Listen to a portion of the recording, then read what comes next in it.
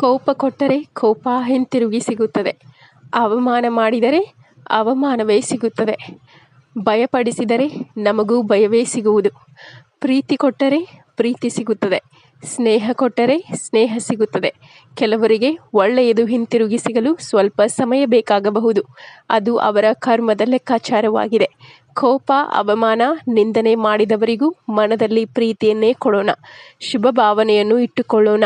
ಹಳೆಯ ಲೆಕ್ಕಾಚಾರ ಮುಗಿದ ಮೇಲೆ ಒಂದಿಲ್ಲೊಂದು ದಿನ ಅದು ಪ್ರೀತಿಯಾಗಿಯೇ ಹಿಂತಿರುಗಿ ಬರಬೇಕು. ಇದಕ್ಕೆ ತಾಳ್ಮೆ ಬೇಕು ಅಷ್ಟೇ.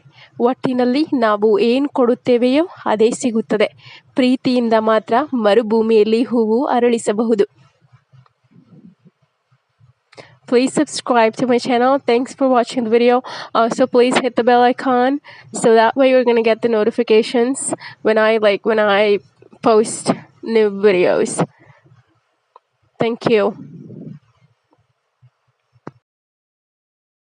ನಮಸ್ಕಾರ ವೀಕ್ಷಕರೇ, ಈ ಚಾನಲ್ಗೆ ಸಬ್ಸ್ಕ್ರೈಬ್ ಮಾಡಿರಿ. ಮತ್ತು ನಿಮ್ಗೆ ವಿಡಿಯೋ ಇಷ್ಟ ಆಗಿದ್ರೆ ದಯವಿಟ್ಟು ಲೈಕ್ ಬಟನ್ ಒತ್ತಿರಿ. ಮತ್ತು ನಿಮ್ಗೆ ಏನಾರು ಹೇಳ್ಬೇಕನ್ಸಿತ್ತಂದ್ರೆ ಕಾಮೆಂಟ್ನಾಗ ಹೇಳ್ರಿ.